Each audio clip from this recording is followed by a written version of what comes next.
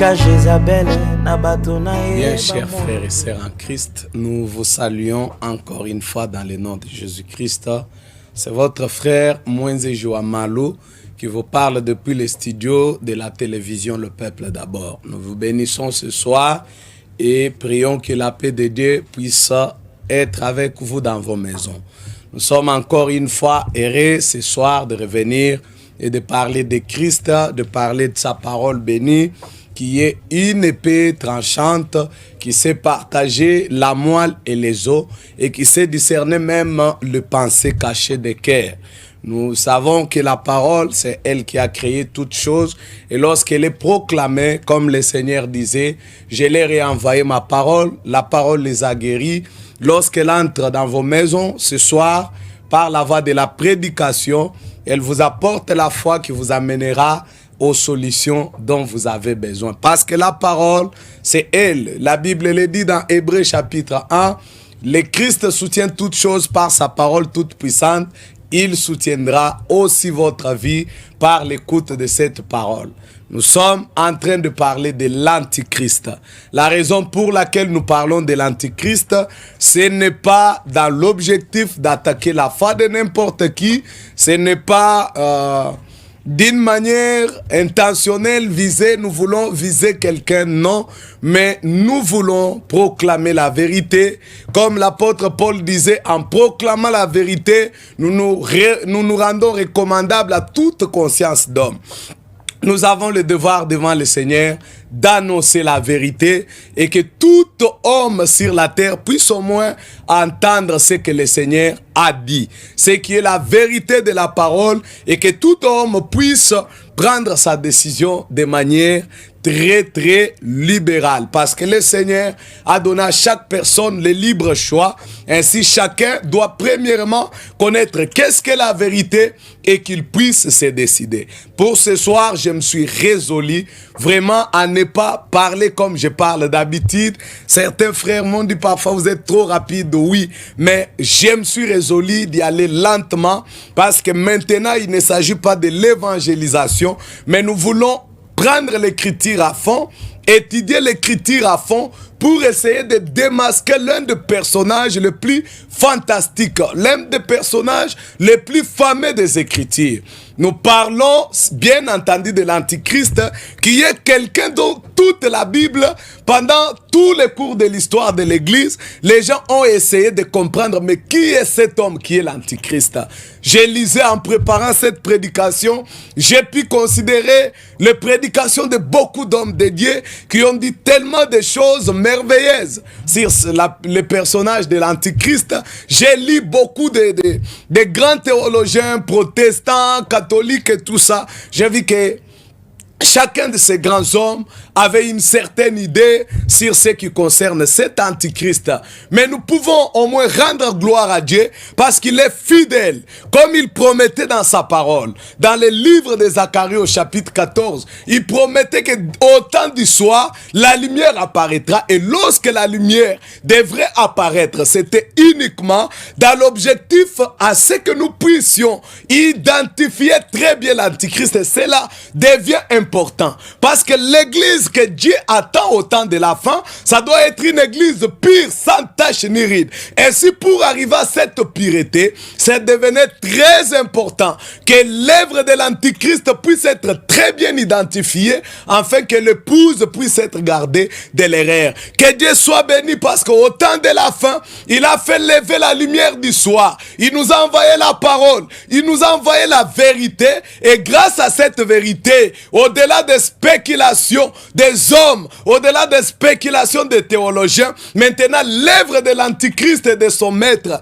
nous pouvons clairement voir ça dans l'écriture. Et comme déjà l'apôtre Paul le disait, j'aime prendre ça dans le livre de Galates, au chapitre 1, l'apôtre Paul disait ceci, Galates au chapitre 1, Galates au chapitre 1 au verset 11, l'apôtre Paul disait: je vous déclare, frères, que l'évangile qui a été annoncé par moi, ce n'est pas de l'homme. Les choses que nous annonçons on n'est pas allé apprendre ça dans la théologie, non, n'est pas de l'homme, car je ne l'ai ni reçu, ni appris d'un homme, mais par une révélation de Jésus-Christ. La fameuse personne de l'Antichrist, sans la révélation de Jésus-Christ, il était impossible que nous puissions identifier ce personnage fameux et son œuvre qui est assis sur la ruse et la séduction. Mais c'est par la révélation, c'est au moyen de la révélation que Dieu nous a permis d'identifier cette personne et son œuvre. Ainsi, la théologie, les études des hommes de la Bible ne pouvaient pas aider à faire cela, mais c'est par révélation que nous y sommes arrivés. Et là, cette révélation, ce n'est pas la révélation d'un prophète, ce n'est pas la révélation d'un pasteur, mais la Bible dit c'est la révélation de Jésus-Christ. J'aime beaucoup cette précision. Mais avant, parce qu'à cette écriture, nous pouvons directement même associé à ça, Apocalypse chapitre 1, j'aime beaucoup ce qui est dit là-bas. Au verset 1, il est dit, révélation de Jésus-Christ. Voilà. Paul dit c'est la révélation de Christ. C'est par la révélation de Christ qu'il est arrivé à connaître le mystère sur lequel il enseignait. Et ici Jean nous dit que c'est la révélation de Jésus-Christ que Dieu lui a donné. Dieu a pris sa révélation, il a donné à Jésus-Christ.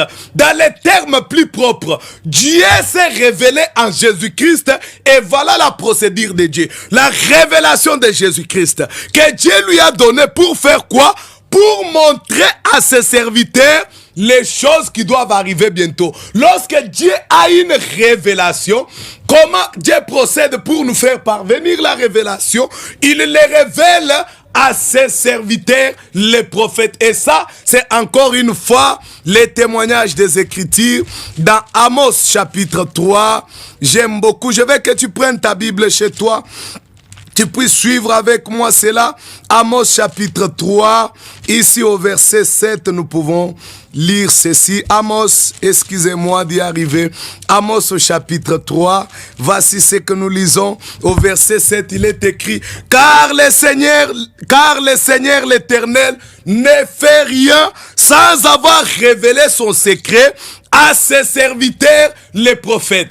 Paul a appris le mystère par la révélation de Christ et cette révélation de Dieu qu'il a donnée à Jésus-Christ, il l'a révélé au travers de ses serviteurs, le prophète. C'est pourquoi Jésus a dit, le peuple qui reçoit les prophètes reçoit la récompense du prophète. C'est pour la raison que nous pouvons prêcher ces choses avec pleine liberté, avec une connaissance et une compréhension totale, parce que dans cette génération, les dieux qui promettaient ici, dans Malachie chapitre 4, ici dans Malachie chapitre 4, les dieux qui promettaient au verset 5, voici je vous envoie Élie le prophète avant les grands jours de l'Éternel. Ce Dieu n'a pas failli à sa promesse, il a réellement envoyé Élie le prophète avec la lumière du temps du soir. Et maintenant, l'œuvre, l'Antichrist est dévoilé dans toutes ses formes. Nous pouvons connaître ce qu'il est. Nous rendons ainsi gloire à Dieu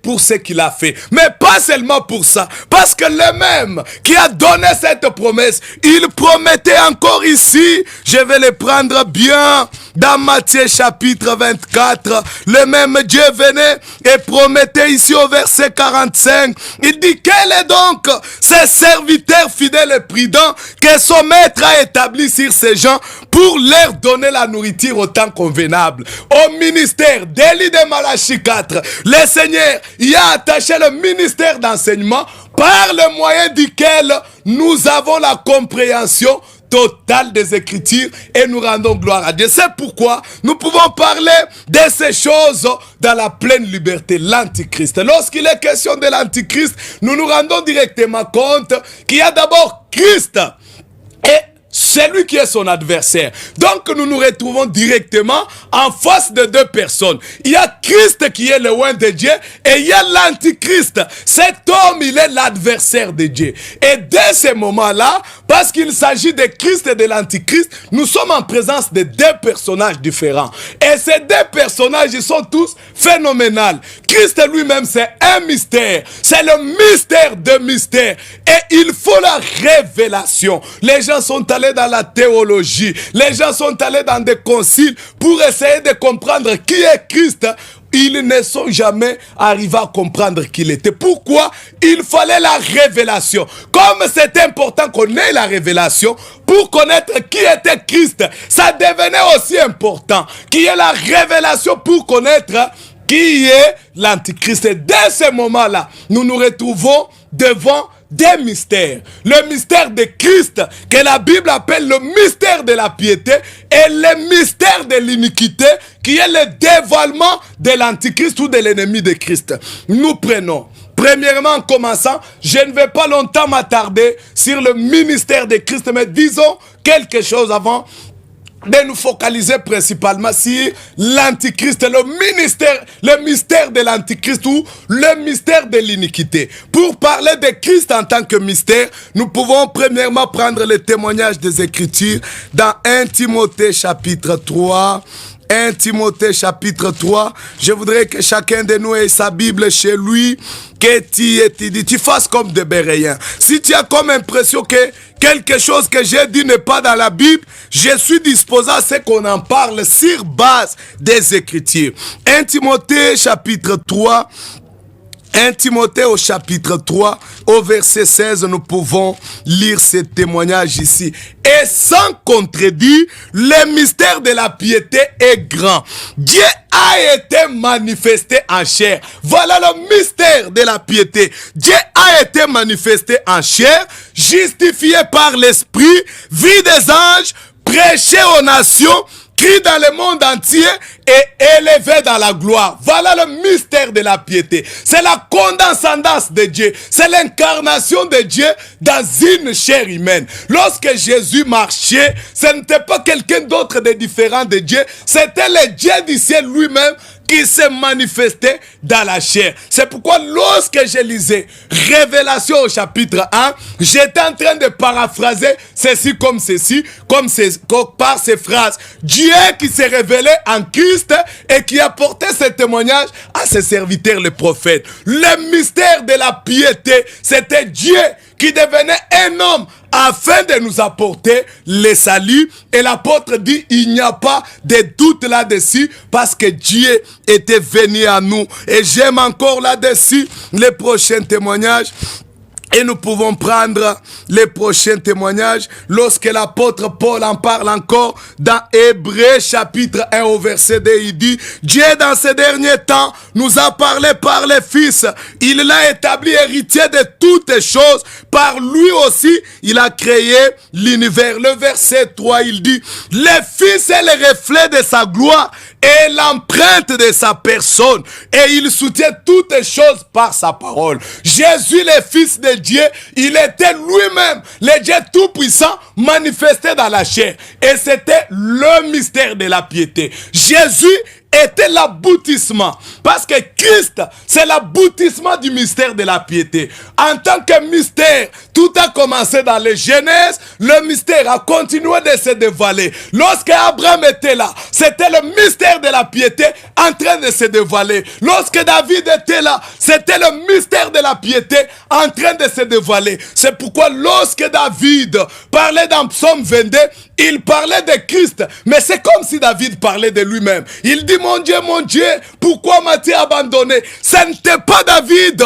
mais c'était le mystère de la piété en train de se dévoiler. Mais il fallait que le mystère de la piété puisse avoir son aboutissement, puisse prendre chair. Et un jour, c'est lui qui parlait dans David, c'est lui qui parlait dans Moïse, quelque chose qui pourra vous tiquer. C'est lorsqu'il semble dans la Bible que Moïse a eu une idée plus meilleure que l'idée de Dieu. Moïse a semblé conseiller à Dieu, donner à Dieu une très bonne idée. Lorsque Dieu dit, je vais tuer tout le peuple. Mais Moïse dit à Dieu, mais quand tu vas tuer tout le peuple, tout le monde se moquera de toi. Il dira que Dieu a manqué la force pour les amener jusque dans le pays. Moïse a semblé proposer la meilleure idée. Mais Quel est cet homme qui peut proposer à Dieu une meilleure idée? Ce n'était pas Moïse, c'était le mystère à Moïse en train de se dévoiler. De la même manière aussi pour l'Antichrist. Jusqu'à ce soir, nous parlons, l'Antichrist lui-même n'est pas encore là. Nous le verrons dans l'Écriture. Mais le mystère de l'Antichrist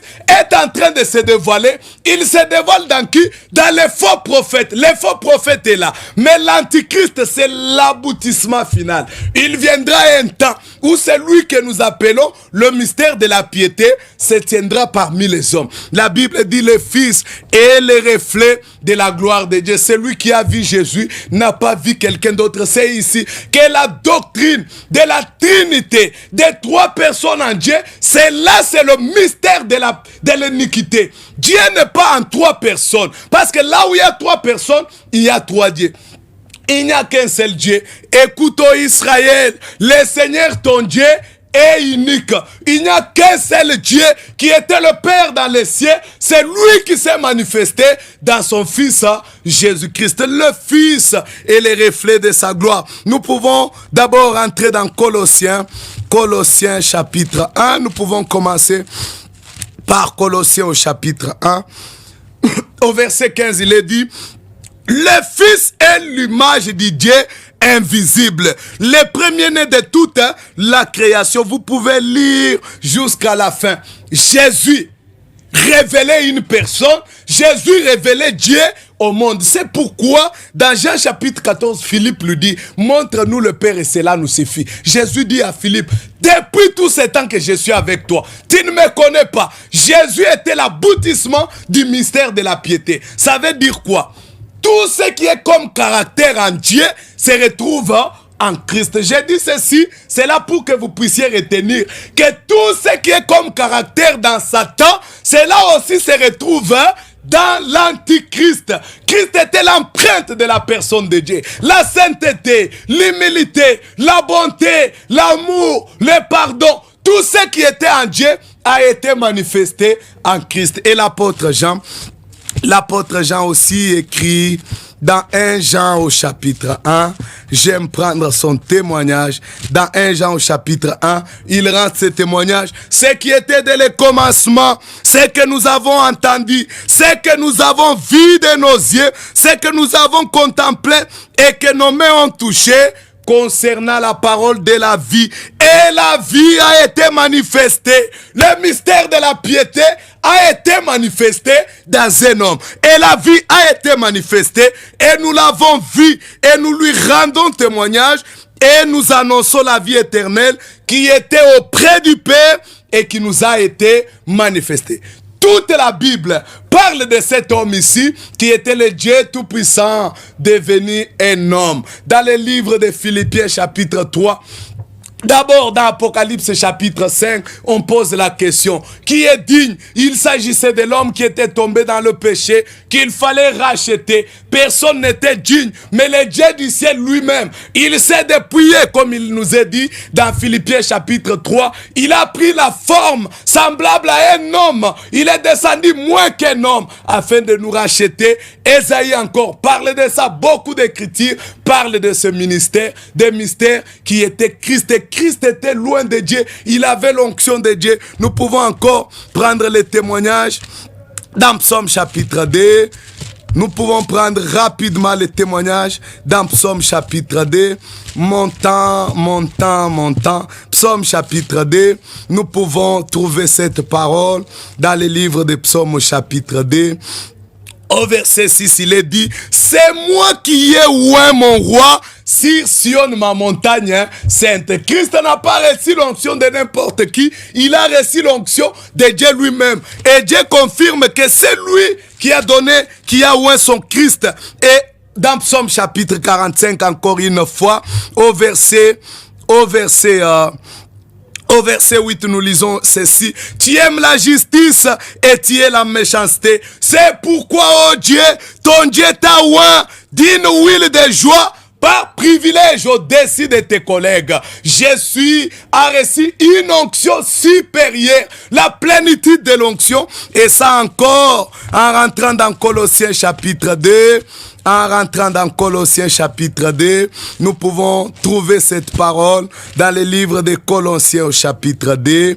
Nous lisons ceci au verset 9. Car en lui habite corporellement toute la plénitude de la divinité. Vous avez tout pleinement en lui, qui est le chef de toute domination et de toute autorité. Jésus a reçu la plénitude de la parole. Il était Dieu dans la chair. Il n'était pas quelqu'un d'autre de différent de Dieu. C'est pourquoi dans Jean chapitre 3, il dit, nul n'est monté au ciel si ce n'est que Christ, si ce n'est que le Fils qui est au ciel maintenant. Et ça, c'est le mystère de la piété. Il était venu pour nous racheter et accomplir les rachats. Mais curieusement, à côté de ce Dieu qui nous aime, de ce Christ qui nous aime, nous voyons apparaître notre homme. Parce que Christ était venu pour accomplir le plan de la rédemption. Mais l'homme qui apparaît, il vient pour contrarier le plan de la rédemption. Et cet homme, c'est celui qu'on appelle Antichrist. Lorsqu'on dit Antichrist, il est anti-onction. Parce que Christ, c'est l'onction. Christ, c'est la parole. Lui, il est anti-parole. Et nous voyons. Et la Bible aussi parle de cet homme dans 2 Thessaloniciens. Nous pouvons prendre nos Bibles dans 2 Thessaloniciens au chapitre 2. Je voudrais que tu lises même à partir du verset 1, mais moi je vais lire en sautant parce que l'état me contrarie beaucoup. Au verset 3, nous lisons « Que personne ne vous séduise d'aucune manière, car il faut que l'apostasie soit arrivée auparavant et qu'on ait vu paraître l'homme impie, le fils de la perdition. » Retenez ce qui est dit de cet homme qui est l'Antichrist. La Bible l'appelle l'homme impie. Comme son maître, le diable, c'est l'homme de péché. Le péché, c'est le diable lui-même. Son ouvrier aussi, il est appelé l'homme impie, le fils de la perdition. Vous savez, fils de la perdition, ça c'est l'identification qui a été donnée à Judas. Il a été donné à Judas, l'homme qui a vendu Jésus. De même aussi, cet homme impie, il a trafiqué Jésus. Il a vendu la vérité contre les richesses. C'est un homme impur, un homme de péché. La plénitude de mal, c'est cet homme. Ce n'est pas moi qui l'ai dit, c'est l'écriture. Il est dit, l'homme impie, le fils de la perdition. L'adversaire, je vais maintenant... Et vous remarquez, cet adversaire ici, la Bible dit, c'est l'adversaire qui s'élève au-dessus de tout ce qu'on appelle Dieu ou de ce qu'on adore. Il va jusqu'à s'asseoir dans le temple de Dieu, c'est proclamant lui-même Dieu. Oyo, nanu salemité. Le temps viendra où il a... C'est là l'aboutissement. C'est pourquoi j'ai dit, jusqu'à maintenant, non, l'antichrist en soi n'est pas encore là. Mais son mystère, c'est de voir. Ses représentants sont là. Et par la grâce de Dieu, au moyen de la lumière de la révélation, nous pouvons bien le pister. Sa trace, nous pouvons très bien pister ça. La Bible dit, il fera cela. Et au verset 7, je vais sauter au verset 6. Et maintenant, vous savez ce qui les retient, afin qu'ils ne paraissent qu'en son temps, car le mystère de l'iniquité agit déjà. Ah, c'est ce que je viens d'expliquer. L'Antichrist lui-même n'est pas encore venu, mais son mystère est en train de se dévoiler. Mais un jour, pour le moment, il n'y a pas moyen de doiter dire, les chefs là, une telle personne, c'est lui l'Antichrist. Non, parce que l'Antichrist en soi, c'est l'incarnation de ce mystère ici. Comme on ne pouvait pas dire de David qu'il était oint. C'est vrai que David était oint, mais en petit format. Abraham était oint, mais en petit format. Mais un jour, les oints étaient là. De la même manière, un jour, l'Antichrist en personne se tiendra là. Pour le moment, la Bible dit son ministère agit déjà. Il faut seulement que celui qui les retient ait disparu. Nous pouvons ajouter à cela les témoignages du livre de 1 Jean au chapitre 3. Excusez-moi. 1 Jean au chapitre 3. Nous pouvons lire ceci au verset 18. Petit enfant, c'est la dernière ère. Et comme vous avez appris qu'un antéchrist vient, il y a maintenant plusieurs antichrists. L'apôtre Jean confirme ici que l'antichrist viendra. C'est ce que j'ai essayé de dire tout le temps. L'antichrist, les singuliers, Comme Christ c'est le roi au sein lié, il y a plusieurs rois, mais Christ c'est le roi. Il y avait un temps où il est à Paris. L'Antichrist aussi, nous avons appris qu'il viendra dans le futur. Mais maintenant, son mystère est en train de se dévoiler. Son mystère se dévoile en qui? Dans les antichrists, dans les faux rois.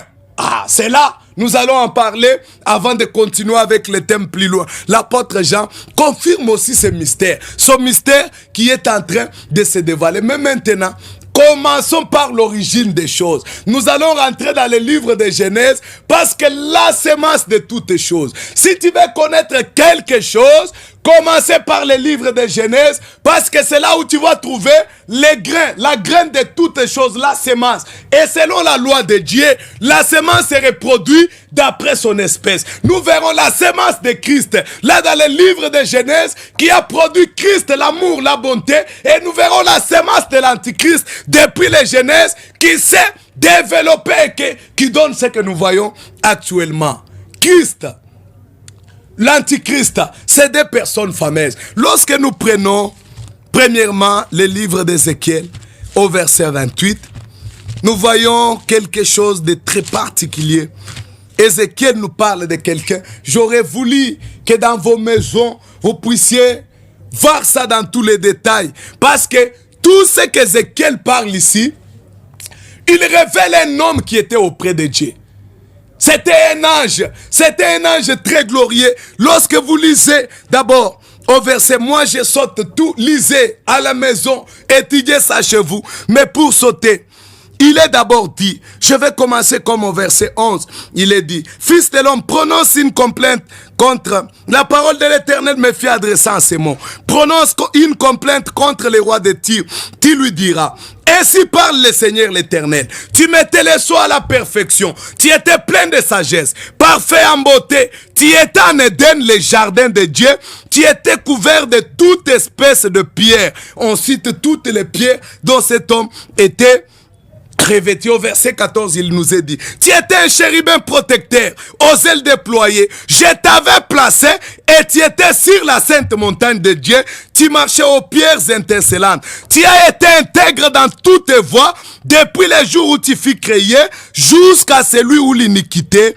a été trouvée en toi. Ici, il est parlé d'un ange que Dieu avait créé, et Dieu lui a positionné. Il ne s'est pas positionné. Dieu lui a donné toute la gloire. Mais lorsque cet homme a vu toute la gloire que Dieu lui a donnée, dans son cœur un projet a commencé. Ésaïe maintenant révèle le projet qui a commencé dans le cœur de cet homme. Dans Ésaïe chapitre 14, nous pouvons lire ceci. Ésaïe chapitre 14, nous lisons ceci. Ésaïe dit ceci.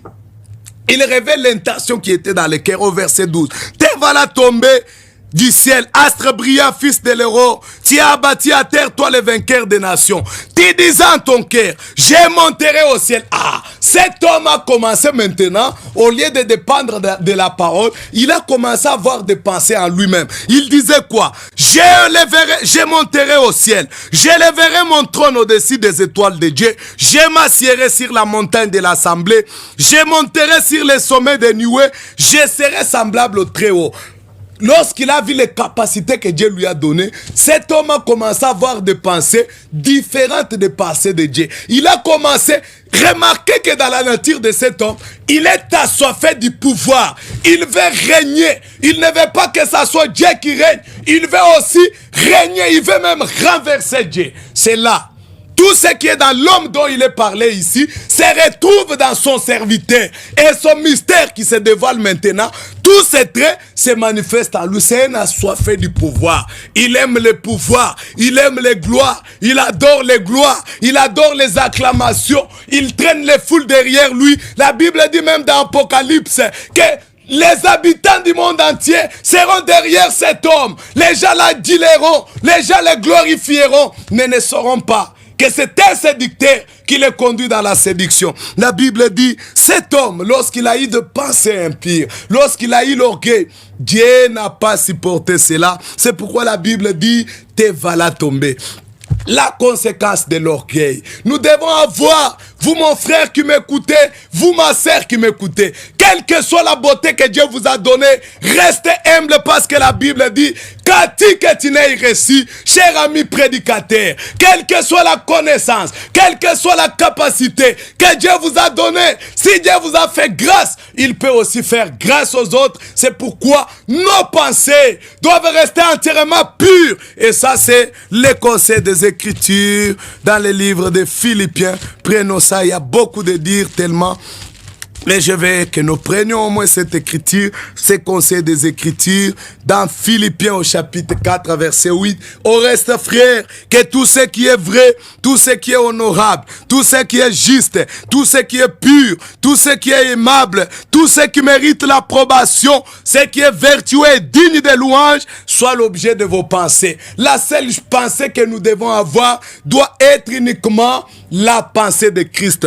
Mais cet homme au ciel a commencé à penser différemment de la pensée de Christ. Et en conséquence, la Bible dit, il a été précipité, il a été chassé du ciel. Et ça, c'est ce qui est dit, si nous revenons dans Ézéchiel 28, Dieu lui dit, comme tu as eu de pensée de l'iniquité en toi, au verset 16, il est dit, par ta grandeur et ton commerce, tu as rempli de violence et tu as péché. Je te précipite de la montagne de Dieu. Le diable, Satan, pense que c'est de lui qu'il s'agit. Il a été chassé du ciel. Il a été descendu. L'apôtre Jacques nous dit, Dieu résiste aux orgueilleux. C'est pourquoi nous ne devons pas avoir de l'orgueil. Le maître de l'orgueil, c'est Satan. Il a été précipité. Et lorsqu'il a été précipité, il est descendu, il a investigué, il a pris en otage les airs, il est descendu, il est venu afin de séduire l'homme, il a entraîné l'homme dans la séduction et c'est là que le mystère commence dans le livre de Genèse. Rentrons dans Genèse. Genèse au chapitre. Genèse. Vous connaissez le récit de la création. Dieu a créé Adam. Arrivé, Dieu lui a donné Ève comme une assistance qui pouvait l'aider. Mais lorsque cet homme a été chassé du ciel, maintenant il est descendu avec un projet. Lorsqu'il descend avec son projet, il est assoiffé, il veut établir son trône. Mais il ne peut pas établir son trône comme ça parce qu'il ne peut pas créer. Maintenant, qu'est-ce qu'il fait? Il commence par la femme. La Bible dit, d'abord, Genèse chapitre 3 au verset 1, les serpents étaient le plus risé. Remarquez les caractéristiques de cet homme. Il est très risé. Lorsqu'il vous séduit, il parle comme un agneau. Il apparaît comme sa sainteté, mais ce n'est pas sa sainteté. Les hommes l'appellent sa sainteté, mais Dieu lui l'appelle l'homme de péché, la plénitude du péché. Les hommes appellent là où il habite les saints sièges, mais Dieu appelle ça les carrefours, là où tout le mal du monde se retrouve. C'est ça l'identité que la Bible lui donne. Il était très risé de tous les animaux qui étaient dans les champs. Maintenant, je veux que vous remarquiez, lorsque cet homme descend, lorsqu'il commence à se mouvoir, à révéler son mystère, voyez comment il commence dans les Genèses. Il dit à la femme, Dieu a-t-il réellement dit? Ah, sa procédure c'est d'amener les raisonnements. Il amène les... Est-ce que Dieu a dit? Dieu a déjà dit, il n'y a pas de questionnement sur ce que Dieu a déjà dit. Mais lui dit, Dieu a-t-il réellement dit? C'est comme vous l'entendrez aujourd'hui dire, l'homosexualité, c'est un crime, mais c'est un péché, mais ce n'est pas... Donc, il amène les raisonnements parce que dès qu'il commence avec les raisonnements, vous allez le voir. Il a toujours commencé par les raisonnements et il finit dans l'incrédulité. Premièrement, il dit à la femme, Dieu a-t-il réellement dit? C'est là son commencement. Lorsqu'il amène la femme dans le monde des interprétations, dans le monde de ça voulait dire ceci, maintenant, écoutez la finalité maintenant au verset 4. Alors le serpent dit à la femme, vous ne mourrez point. Comme il a amené la femme dans le monde des raisonnements, des interprétations particulières, finalement la finalité, c'était de dire à la femme, Dieu vous ment. Vous n'allez pas mourir. Lorsqu'il dit aujourd'hui que l'homosexualité, c'est un péché, mais c'est pas un crime, ça paraît innocent. Mais la finalité, c'est d'amener le monde entier dans le péché. Parce que lui-même, c'est la plénitude de péché, le Fils de la perdition. Il a amené Ève jusqu'à ce point. Il a conduit Ève dans la séduction. Ève ne savait pas il parlait comme un innocent. Ève ne savait pas que c'était un séducteur. Et maintenant, le tribunal de Dieu entre. Le Seigneur descend au verset 14 déjà. Le Seigneur dit au serpent, puisque tu as fait cela, tu seras maudit entre tous les animaux des champs. Tu marcheras sur ton ventre. Ah, la malédiction tombe. Comme il avait des jambes, c'était difficile de les tracer son cheminement, de voir par où est-ce qu'il est passé, quelle est son œuvre, afin que les véritables enfants de Dieu ne puissent pas tomber dans le piège de sa séduction. Zamba Botolier Makolo Alobi, à partir de maintenant, tu vas commencer à ramper. Comme il a commencé à ramper, c'est pourquoi la trace du serpent, nous pouvons maintenant tracer ça. Depuis les livres de Genèse jusqu'à l'Apocalypse, l'œuvre de l'Antichrist, même s'il se passe. J'ai entendu, j'étais dans un bus, j'ai entendu un musicien très connu ici de la ville de Kinshasa. Il chantait et disait, ata kati mokila, ata pikoli maseke, mais tokoyeba ye kaka na bizaleli na ye. Cet antichrist, même s'il prend la forme de la sainteté, nous allons toujours le reconnaître parce que sa trace, depuis qu'on lui a ravi les jambes, maintenant nous pouvons les tracer. C'est là quelque chose a particulièrement intrigué l'homme le plus sage de tous les temps. L'homme le plus sage de tous les temps a été tellement intrigué par quelque chose. Dans les livres des Proverbes, au verset 30, Salomon qui était un homme devant qui aucun mystère n'était caché à Salomon. Tous les énigmes, Salomon découvrait ça. Mais il arrive à un mystère où Salomon se retrouve dépassé. Dans Proverbes chapitre 30, au verset 18, il est dit ceci. Il y a 3 choses qui sont au-dessus de ma portée. Salomon se retrouve dépassé par ça. Il dit, 3 choses sont au-dessus de ma portée, même 4 que je ne puis comprendre. La trace de l'aigle dans le ciel. Ah, aigle, l'équilibre, et trace n'a rien à reconnaître. Il dit, la trace du serpent sur les rochers. Comme il n'avait plus de jambes, cette trace, pendant les cours de temps, Salomon ne comprenait pas ça. Parce qu'au temps de la fin, Dieu devrait nous révéler le mystère, nous montrer les traces de ce que Salomon ne pouvait pas comprendre. Il dit, les traces du serpent sur les rochers. Il dit, la trace du navire au milieu de la mer. Écoutez la phrase qui vient. Et la trace de l'homme chez la jeune fille. Ah, parce que l'antichrist, le mystère de l'iniquité, devra accomplir son travail dans la jeune fille, dans l'église que Christ choisirait, dans le peuple que Dieu allait appeler. C'est là que l'antichrist devrait agir pour pervertir et conduire dans la séduction. Maintenant, Salomon ne comprenait pas les traces, mais au temps de la fin, Dieu nous a fait grâce de voir l'œuvre du diable dans l'église. Et ici, pour entrer dans Genèse, mon temps est vraiment parti. Pour entrer dans Genèse, les malédictions sont tombées, on lui a ravi, Ève a reçu sa part, et directement au verset 3, nous voyons que cet homme ici a atteint son objectif. Quel était son objectif finalement? D'abord, Dieu dit ceci au verset 15. Lisons d'abord 3 au verset 15. Dieu dit, je mettrai l'inimitié entre toi et entre ta postérité et sa postérité. Sa postérité t'écrasera la tête et tu lui briseras les talons. Voilà. L'inimitié a commencé. Pourquoi il est appelé Antichrist? Azobundana Christ. Ici, Dieu a dit lui-même cela, ici dans les Écritures, Azobunda. Et nous voyons que naturellement, l'Antichrist a eu une postérité. Au chapitre 4, il est dit, Adam connut Ève sa femme. Elle conçut enfantant Caïn.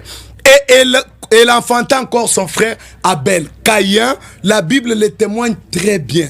Caïn n'était pas fils de Dieu. Caïn était entièrement fils de Satan. Il y a beaucoup d'écritures que je pourrais donner. Les gens qui ne comprennent pas la sémence du serpent, nous reviendrons pour en parler d'abord d'une manière encore détaillée. Mais si vous prenez déjà Jude au chapitre 1 au verset 14, il est dit, c'est aussi pour eux qu'Enoch le 7e depuis Adam. La Bible place Enoch comme une 7e personne depuis Adam jusqu'à aujourd'hui. Si vous rentrez dans le livre de Jean, 1 Jean, si vous rentrez dans le livre de Jean, au chapitre 3, à partir du verset 12, il est dit, et n'est pas ressemblé à Caïn qui était du malin et qui tua son frère. Caïn n'était pas le fils d'Adam. C'est pourquoi, si vous prenez les livres de postérité de Seth, à partir du chapitre 15 du livre de Genèse, au verset 6, là vous ne trouvez pas Caïn cité là-dedans. Et vous, si vous comptez depuis Adam jusqu'à Enoch, c'est la 7e personne. Caïn était la semence naturelle de Satan. Satan a couché avec Ève. Il s'agissait d'une relation physique. C'est la révélation de Dieu qui est scripturaire. Mon temps me presse tellement. Satan a eu son serviteur, a eu son fils direct qui était Caïn. Et nous voyons que Adam a eu aussi Abel. Et Satan, Caïn qui était son fils, il avait toute la nature de son maître le serpent. Il était criminel. C'est pourquoi dans Jean chapitre 8, Jésus dit aux Juifs, vous avez en vous la nature de votre père. Il était criminel dès le commencement. Caïn avait en lui la semence de Dieu. Il manifestait la nature de son père. L'antichrist a en lui la semence de son père, le diable. Il manifeste la nature de son père. Tout ce qu'il donne comme forme n'est que tromperie. Et on va s'arrêter là, mais je voudrais vous faire remarquer d'abord quelque chose. Dans l'écriture qu'on a lu dans Ézéchiel 18, nous continuerons, il y a encore beaucoup à dire là-dessus. Dans Ézéchiel 18, il est dit ceci. Ézéchiel 28 plutôt, lorsqu'il est parlé de ces personnages, il nous est quelques caractéristiques nous est donné de cet homme. D'abord, son cœur s'est élevé, il s'est pris lui-même pour Dieu. Il nous a dit que il prend sa volonté pour la volonté de Dieu. Voilà comment nous pouvons déjà identifier cet homme et son mystère. Il s'en fout de la volonté de Dieu. Il ne pense pas les pensées de Dieu, il pense ses propres pensées. C'est ainsi qu'au cours de l'âge de l'église, on a vu une église qui s'est substituée à la véritable église de Dieu, pour laquelle la vérité de Dieu dans la Bible ne suffit pas. Ce que Dieu a dit dans sa parole, ils ne le croient pas. C'est pourquoi ils sont allés dans des conciles. Lorsqu'ils vont dans les conciles, ils ont décidé des dogmes. Il y a beaucoup de dogmes que cette église, qui est l'église romaine, a dans son sein. C'est particulièrement les dogmes de l'infaillibilité du pape. Le pape peut décider ce qu'il veut. Le pape peut déterminer ce qu'il veut. Il dit quand le pape parle, il est infaillible. Ça, c'est dans la Bible dit tout homme est faillible. Mais cet homme, parce qu'il s'en fout de la volonté de Dieu, il fait ses propres pensées. Lui s'en fout, il dit moi, je suis infaillible. Il ne suffit pas seulement de ça.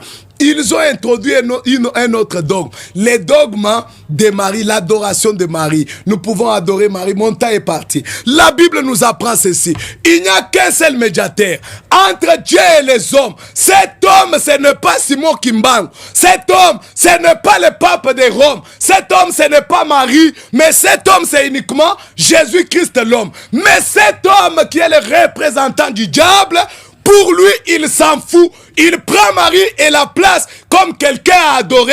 Il s'en fout de la volonté de Dieu dans les Écritures. Tout ce que cette église enseigne, tout ce que son maître enseigne, sont entièrement opposés à la vérité de la Bible. Et c'est au travers de lui que l'œuvre du diable est en train de se manifester. Le peuple de Dieu est appelé à faire attention, à s'éloigner de Babylone, parce que bientôt la colère de Dieu tombera. Mon temps est fini.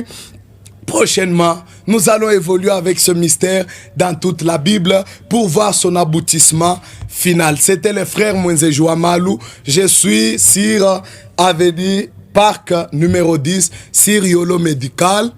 Vous pouvez appeler, nos numéros de téléphone sont là. Si vous avez des questions, nous serons heureux de vous répondre. Que Dieu vous bénisse.